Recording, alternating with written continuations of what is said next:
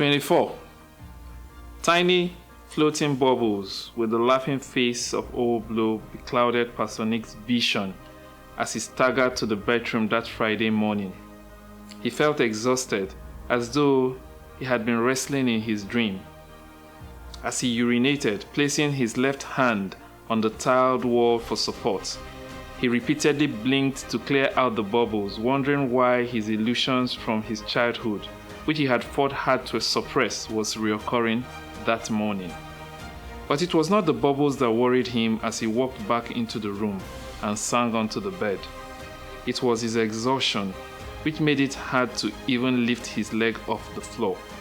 The exhaustion brought with it a premonition that something bad was about to happen. He knew that feeling. It was the same way he felt the day his father died. He was in the boarding school then, in the second term of his first year. The morning bell had woken him, but instead of jumping up, he had felt a strange numbness and great difficulty lifting himself from the bunk.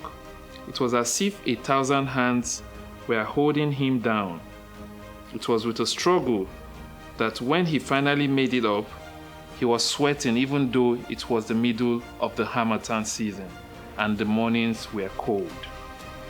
All through the day, he felt as if he was walking in another person's body, as though his real self escaped from his body and took flight. Later that day, after evening prep, the boarding house master, his school guardian, informed him about his father's passing in a car accident. So when he woke up feeling the same way today, he waited in fear for what the news would be this time, answering every call with trepidation. He cancelled a scheduled flight to Abuja and sent a message to all his pastors to commence urgent prayers because he could sense the gathering of dark clouds. He was mostly worried that he would have to do with the purchase of the private jet. Since the meeting with his benefactors, he had told so many people about it, and any new development that would change it was going to be damaging. He had spoken about it on the altar during one of his recent sermons at the cathedral. The topic had been on faith, on speaking things into existence, and he had declared to his congregation that he was speaking a private jet into life, and added that if it did not come to pass, then it should be taken that he was not an anointed man of God.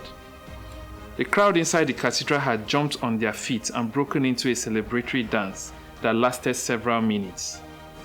Having raised their excitement to that level, he had gone in for the kill, asking them to come forth with their faith and will whatever they desired into being. He had been impressed with himself that day because of the spontaneous flash mob-like offering that his words had inspired. But now he felt like he had put the credibility of his ministry on the line. He thought of what could go wrong with the deal. Everything had been signed.